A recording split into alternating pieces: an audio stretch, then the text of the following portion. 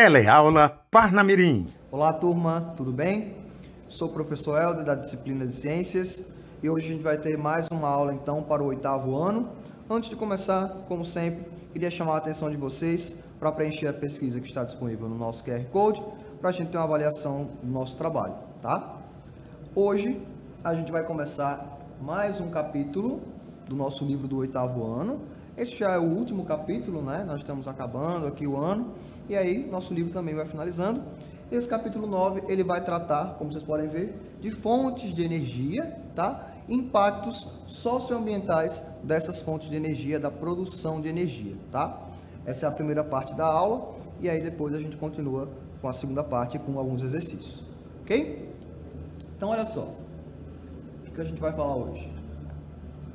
Antes de começar, vamos trazer primeiro algumas questões para fazer a gente pensar um pouquinho sobre os assuntos desse capítulo. Primeira questão: como que a energia elétrica chega nas nossas residências? A gente já tem falado aí há 2 capítulos de energia elétrica, das suas implicações, da sua relação com o magnetismo, né? Transformações de energia elétrica. E então, como é que essa energia ela chega às nossas casas? Onde que ela é produzida? Que caminho ela percorre? Quais fontes de energia da natureza os seres humanos utilizam para produzir energia elétrica? Como é que a gente faz a energia elétrica, né? O que a gente precisa ter para produzir essa energia que está aí fazendo a sua TV funcionar? Quais dessas fontes de energia não podem ser renovadas pela natureza na mesma velocidade na qual elas são consumidas? Então, essa pergunta ela vai trazer um conceito importante para a gente, que a gente vai falar na aula de hoje. Que problemas o uso de fontes de energia, como a nuclear, o carvão e os derivados de petróleo, podem causar ao meio ambiente? Então, será que o uso dessas fontes de energia é benéfico para o meio ambiente ou é danoso? O que vai ser? E por último, o que pode ser feito para diminuir esses problemas? Será que a gente pode fazer alguma coisa para evitar um possível problema decorrente da produção de energia? Então, olha só, vamos começar a aula de hoje falando então como que a energia elétrica ela vai chegar até nós. Então, primeiro, a gente vai relembrar um pouquinho do que a gente falou nas aulas anteriores com relação aos usos da energia elétrica. Então, o que a gente faz com a energia elétrica? Nas nossas casas, a gente usa a energia elétrica para fazer funcionar uma série de equipamentos, como a gente já falou em aulas anteriores. Então, chuveiro elétrico, ferro de passar, televisão, secador, máquina de lavar, aparelho de som, liquidificador, geladeira, todas essas coisas que a gente tem em casa, né? Inclusive, alguns desses objetos, alguns desses eletrodomésticos, eles fazem aí transformações de energia elétrica, como a gente tem falado. A energia, por exemplo, na televisão, a energia elétrica, ela é convertida em som e luz. Então, a gente vai ter ali a energia elétrica sendo transformada em energia luminosa e energia sonora. No ferro de passar, a gente tem a transformação da energia elétrica em calor, em energia térmica, e por aí vai, certo? Agora, a energia elétrica, ela é utilizada em outros locais, além das nossas casas, né? Eu tenho, por exemplo, ali, vários postes representando que a energia ela pode ser utilizada, por exemplo, na iluminação pública, tá? Aqui, na nossa escola, por exemplo, a energia elétrica, ela é usada para acionar ventiladores, aparelhos de ar-condicionado, lâmpadas, tá? Nos hospitais, a energia elétrica ela é utilizada para fazer funcionar uma série de equipamentos que são muito importantes ali para a manutenção da saúde das pessoas. Então, eu tenho aparelhos de raio-x, aparelhos de ressonância, tá? Monitores cardíacos, todos ali funcionando com base na eletricidade. Então, é por isso que muitas vezes hospitais eles têm seus próprios geradores de energia elétrica, porque se acontecer alguma coisa com a rede de distribuição de energia normal, eles vão garantir que os seus equipamentos eles vão continuar funcionando, né? Agora, a energia elétrica, de onde ela vem? Ela pode vir, né, na verdade, de diferentes tipos de usinas produtoras de energia. Então, a gente vai chamar de usina esse local em que é produzida a energia elétrica. E aí a gente vai ter vários tipos de usinas, e ao longo desse capítulo, a partir da aula de hoje, a gente vai falar de alguns deles. Após essa energia elétrica ela ser produzida, ela vai ser distribuída então para as pessoas. através de linhas de transmissão, através de fios, através de cabos, tá? E o que acontece? Como a gente tem uma distância muito longa entre o local em que a energia é produzida e o local em que ela é utilizada, então parte dessa energia ela vai acabar se perdendo durante essa transmissão, tá? Então muitas vezes a gente vai usar aparelhos que vão modular um pouco a nossa corrente elétrica para tentar minimizar essas perdas, diminuir essas perdas de energia que acontecem durante a transmissão de energia de um local para outro. Então, ó, aqui a gente tem um exemplo de fios de alta tensão, né, que fazem parte, então, da rede de distribuição de energia elétrica e transmissão de energia da fonte geradora para o local em que ela vai ser utilizada. Então, olha só, aqui a gente tem uma imagem que mostra um pouquinho para a gente do caminho que a energia elétrica percorre desde a produção até a nossa casa. Então, no começo, a gente tem aqui uma usina hidrelétrica, né? Que é um local que vai utilizar a força do movimento da água para produzir energia elétrica, tá? Então eu vou ter uma estação geradora de energia e ali a energia elétrica ela vai ser produzida, só que antes dela sair para a distribuição, ela vai passar pelo que a gente chama de uma subestação de transmissão de energia. O que tem nessa subestação? Vai ter esse aparelho aqui, ó, o transformador. Esse transformador ele vai aumentar um pouco a tensão elétrica, diminuindo a corrente elétrica que vai passar ali, para que tenha uma menor perda de energia durante o transporte, tá? Então esse transformador é importante para que a gente não perca tanta energia durante a transmissão. E aí a gente vai ter então as linhas de transmissão e os fios de alta tensão, certo? E aí, antes dessa energia toda chegar até a nossa casa, eu tenho mais uma subestação de distribuição. Então aquela tensão que estava muito alta, ela vai ser rebaixada um pouco para que ela consiga chegar então nas nossas casas e não danificar nossos aparelhos, tá? Então depois dessa subestação de de distribuição, a gente vai ter a rede elétrica que percorre as cidades. Então a gente vai ter os postes, né? E aí a partir dos postes são puxados fios que trazem a energia elétrica para a nossa casa, ok? Então essa subestação de distribuição, mais uma vez, ela vai transformar a tensão ali que vinha muito alta para 220 ou 110 volts, dependendo da região do Brasil, né? Então, olha só, quando a gente fala em produção de energia elétrica, a gente tem ali uma gama de maneiras pelas quais essa energia elétrica pode ser produzida, tá? Então, esses recursos que eu utilizo para produzir energia, eles podem ser categorizados em recursos renováveis, tá? E recursos não renováveis. Então a gente vai entender agora o que significa cada um desses conceitos. A gente sabe que, por exemplo, a energia elétrica que a gente está falando tanto, ela não é o único tipo de energia que a gente usa no nosso dia a dia.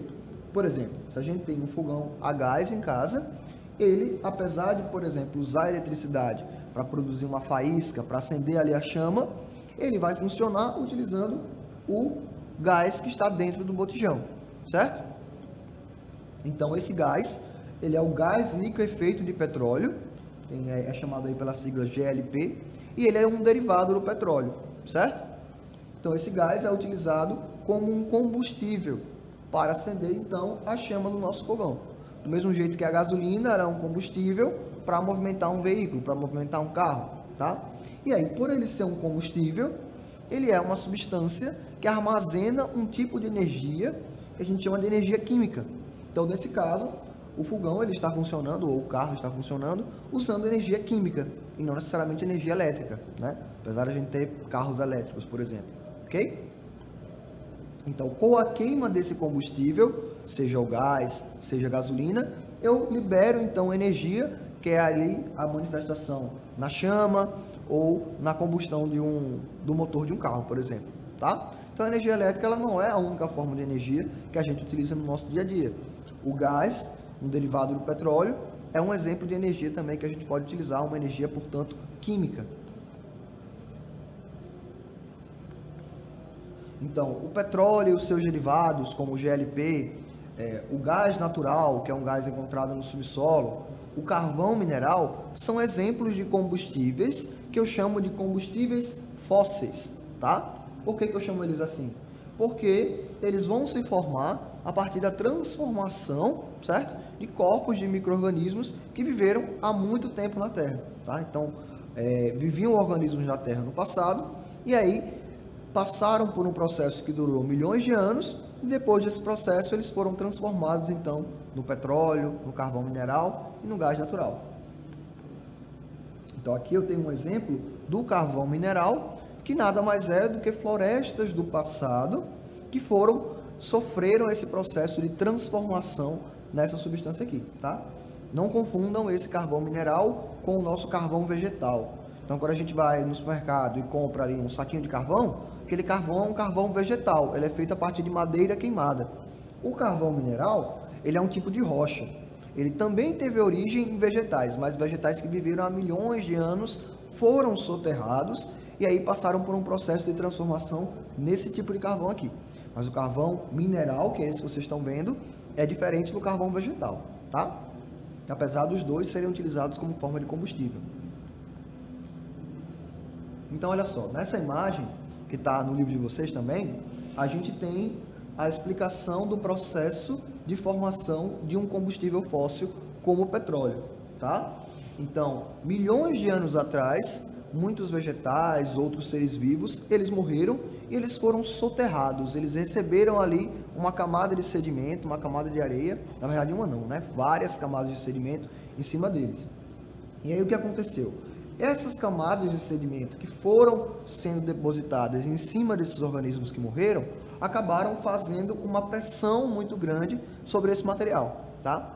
Então, ao longo do tempo, milhões de anos, essa pressão que os sedimentos fizeram ali, impediu, que esses restos de animais eles fossem decompostos da maneira tradicional, né? Porque a gente sabe, por exemplo, que se um ser vivo morrer e ele ficar na superfície da Terra, ele vai sofrer a decomposição ali e vai se desfazer, vai se transformar em sais minerais. Agora, nesse caso, o fato dos restos desses organismos terem sido rapidamente soterrados, né, impediu que a decomposição acontecesse da maneira como a gente como é mais comum, né? E aí, a pressão e o calor fizeram com que esses restos orgânicos se transformassem em petróleo, em gás natural, né, em carvão mineral e fossem ali acumulados em uma espécie de reservatório entre as camadas de rochas que se formaram a partir, então, da pressão da união desses sedimentos. Então, primeiro eu estou colocando várias camadas de sedimentos sobre esses organismos que morreram. Ali a pressão entre eles faz com que aquilo endureça e vire uma rocha. E entre as camadas de sedimentos que formaram essa rocha, eu tenho então um reservatório desses combustíveis fósseis, tá? Então, em vez do material se decompor, ele se transformou em petróleo, em gás natural, em carvão mineral. E aí, todo esse tempo depois, a humanidade conseguiu, né, descobriu esses reservatórios de combustíveis e aí utilizamos então como forma de energia, tá? A gente chama então esses combustíveis de combustíveis fósseis pelo fato deles terem esse processo de formação semelhante a de um fóssil, né? E eles serem também restos, vestígios de seres vivos que viveram no passado milhões de anos, ok? Então, olha só, esses combustíveis fósseis que a gente está falando, mais uma vez, quem são os combustíveis fósseis? O petróleo, o gás natural e o carvão mineral são exemplos de recursos naturais, tá? Não renováveis. Por que eu vou chamar esses recursos naturais de não renováveis? Porque eles vão ser consumidos pela humanidade numa velocidade mais rápida do que aquela que foi necessária para que eles se formassem na natureza. Em outras palavras, esses combustíveis fósseis, eles podem se esgotar no futuro próximo. Então, o que acontece? Para que esses combustíveis fossem formados, eu precisei de milhões de anos, tá? Mas a humanidade, ela está usando esses recursos em ali algumas poucas centenas de anos, tá? Então, a velocidade com que a humanidade utiliza esses recursos é muito maior do que o tempo que a natureza precisou para fazer essas substâncias. Então, por isso que eles podem se esgotar e por isso que eles são não renováveis. Na nossa vida de ser humano, a gente não vai conseguir ver formação de mais petróleo ou de mais gás natural. A gente vai explorar só o que está aqui, tá? E isso implica que eles vão se esgotar no futuro próximo. Além disso, o uso desses recursos não renováveis, ele vai, além de poluir o ambiente, vai emitir ali gases poluentes para a atmosfera que vão intensificar o efeito estufa, que é esse efeito que faz com que o planeta fique aquecido, tá? Então eles são muito danosos aí para o meio ambiente, porque eles causam poluição e deixam o planeta mais quente, tá?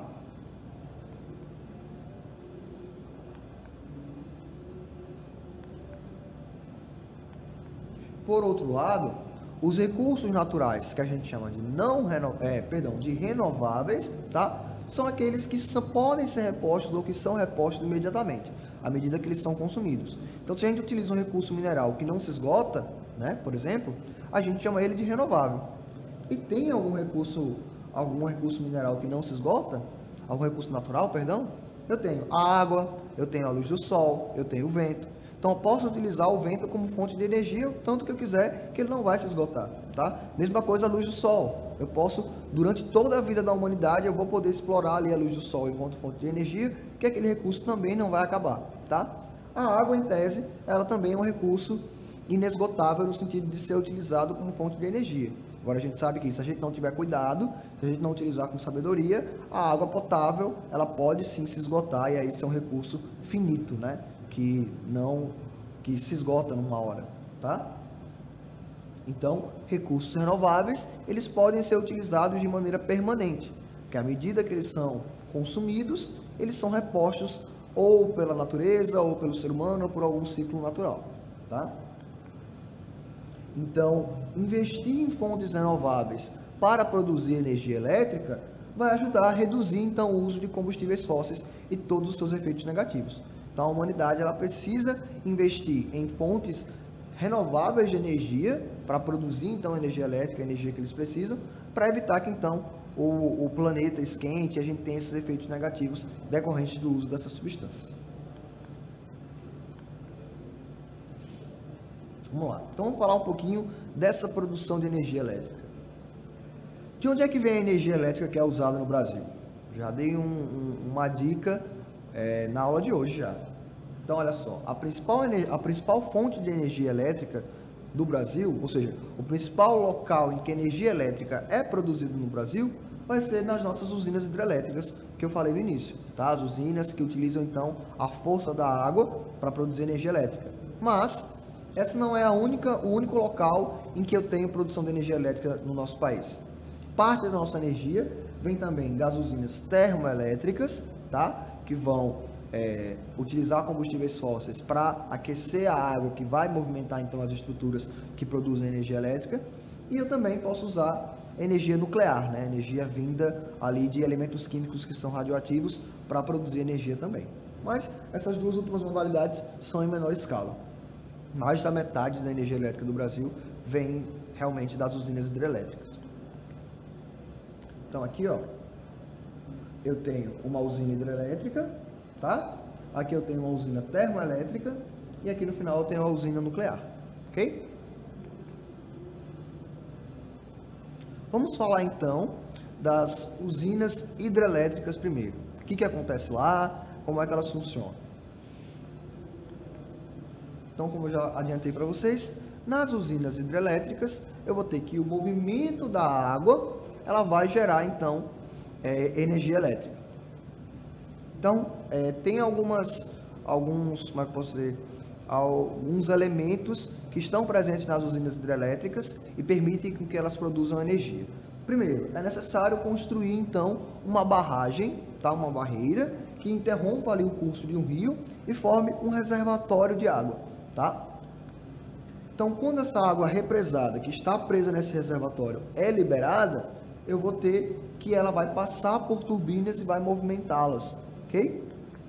E aí, um gerador conectado a essas turbinas vai converter, então, a energia do movimento da água, que é uma energia cinética, né? Como a gente falou antes, energia cinética é toda aquela energia relacionada ao movimento, e aí o gerador vai converter essa energia cinética em energia elétrica. Então, a energia elétrica que foi assim produzida, ela pode ser distribuída para a população, para os locais em que ela vai ser utilizada. Então, olha só, vamos acompanhar agora pela imagem. Isso aqui é a represa, a barragem, tá? Nós temos, então, do lado esquerdo, um reservatório. E observem o desnível, a diferença de nível de água, da altura da água, que eu tenho aqui no lado esquerdo do reservatório e lá embaixo no rio. Então, tem uma diferença de altura aqui, tá?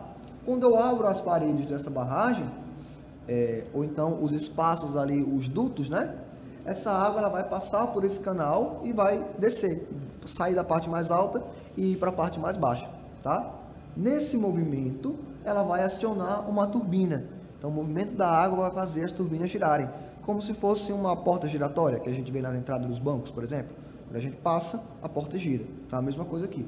Quando a água passa, as turbinas vão girar. E aí, o movimento dessa turbina aciona aqui em cima um gerador que vai produzir energia elétrica. E essa energia elétrica vai ser, então, levada pelas linhas de transmissão para os locais em que ela vai ser utilizada. Ok? Então, resumidamente, esse é o funcionamento, é assim que funciona uma usina hidrelétrica, ok?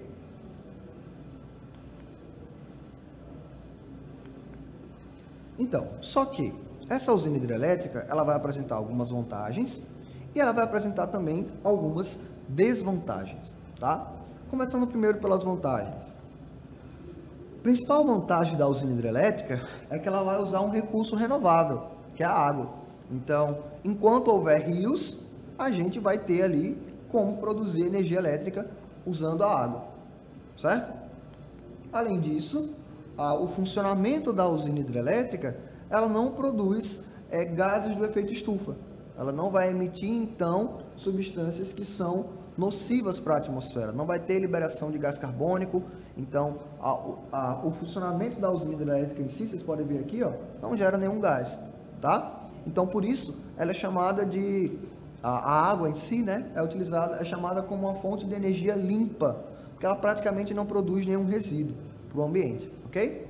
Agora, não é porque ela não produz resíduos no ambiente, é que ela não vai causar impactos ambientais, certo? Então, uma coisa é você produzir emissões, por exemplo, de lixo radioativo, de gases poluentes, tá? Agora, outra coisa é quando você realmente produz impactos ambientais. Não estou dizendo que a produção de gases, a produção de resíduos não é um impacto. É sim, tá? Mas eu tenho outras formas de impacto além da produção de gases, da produção de resíduos. Então, aqui pode ser uma fonte de energia limpa, mas ela também vai produzir impactos no ambiente, que a gente vai falar agora. Olha só, entre as desvantagens da usina hidrelétrica está que a construção dessa barragem, ela pode gerar um grande impacto socioambiental. Como assim? Porque eu vou ter que, é necessário para construir essa barragem, que grandes áreas sejam alagadas. Então veja, se eu tenho um rio que está passando, está seguindo o seu curso, se eu coloco uma barragem no meio dele, aquele rio ele vai ser represado, né? A água não vai conseguir passar. E o que essa água vai fazer? O que vai acontecer ali? Essa água ela vai voltar e ela vai ocupar áreas que antes ela não ocupava. Então, vai ter ali alagamentos, certo? E aí, esse alagamento pode, por exemplo, deixar submersa cidades inteiras, né? Ou campos que eram usados para agricultura, ou áreas que eram utilizadas ali para a criação de animais. Então, aqui a gente tem um exemplo do nosso livro também, uma cidade antes e depois da construção de uma barragem, né, de um reservatório para movimentar uma usina hidrelétrica, tá? Então veja que uma porção significativa da cidade acabou desaparecendo na criação desse reservatório, ok?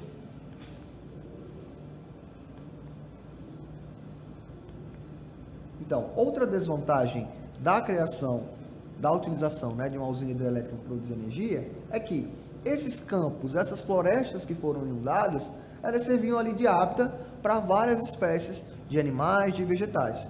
Então, se esses animais eles não forem removidos para outras áreas, eles não vão ter onde sobreviver, podem morrer, né? No caso das plantas, a gente não consegue movimentar grandes árvores, né? Não consigo remover uma árvore de um local para o outro. Então, esses vegetais eles vão realmente desaparecer. E aí, nessa situação em que eu tenho grandes áreas alagadas ali e os vegetais também submersos, a decomposição desses vegetais vai gerar gases que são nocivos ao meio ambiente. Então, tem aí a produção de gases, né, um impacto ambiental. Então, vejam que o impacto não é na produção de energia em si, mas para eu construir essa barragem, isso me gera vários impactos socioambientais. Quando eu falo impacto socioambiental, isso significa que ele vai, além de influenciar negativamente a vida de seres vivos ou influenciar negativamente aquele ambiente, ele vai também causar impactos negativos para as pessoas que vivem ali. Então, no caso das cidades que foram alagadas, toda uma população teve que deixar suas casas e ir viver em outro lugar, né? Teve que deixar ali os locais que eram afetivos para eles. Mais uma desvantagem, a questão da falta de chuva.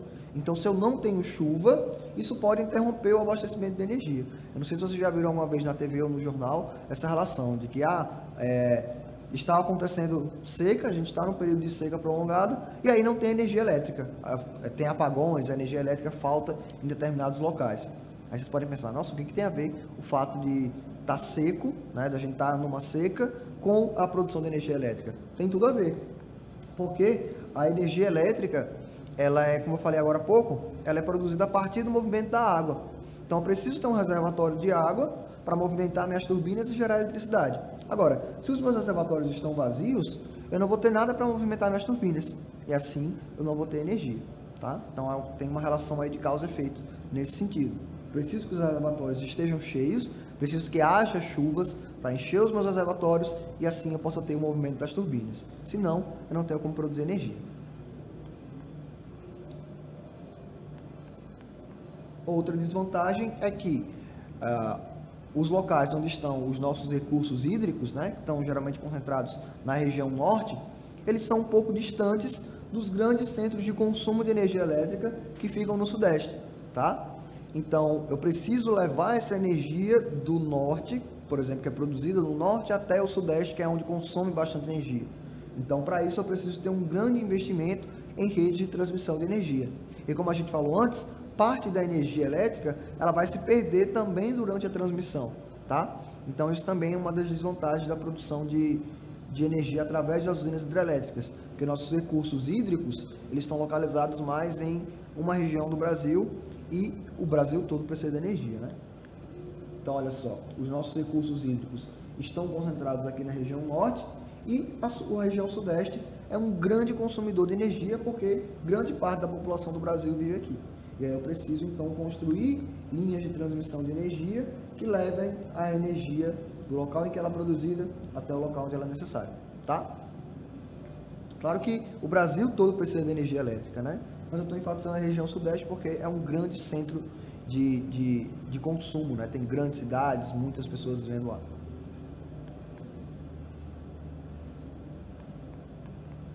Mais uma desvantagem é a questão de que, como eu falei, os recursos hídricos eles se concentram mais na região norte. Então, a proximidade de comunidades indígenas desses rios pode criar conflitos, porque se eu construo uma barragem que vai inundar a área de um povo indígena, é óbvio que vai ter um problema ali. Onde que essas pessoas vão viver, né? E elas precisam da floresta para tirar o seu sustento. Então, se eu inundo tudo aquilo, o que vai ser dessas pessoas, né? Então, realmente provoca conflitos, porque é a área em que essas pessoas vivem. Então, não posso simplesmente mudar o curso de um rio, construir uma barragem, inundar as terras ali e deixar essas pessoas desamparadas, né? Então, ainda há no nosso país muitos conflitos relacionados às terras indígenas e aos recursos que lá existem. Então, olha só, a gente vai comparar agora os recursos que são utilizados para produzir energia elétrica no Brasil com os recursos que são utilizados para produzir energia elétrica no mundo. Então, olha só esse primeiro gráfico.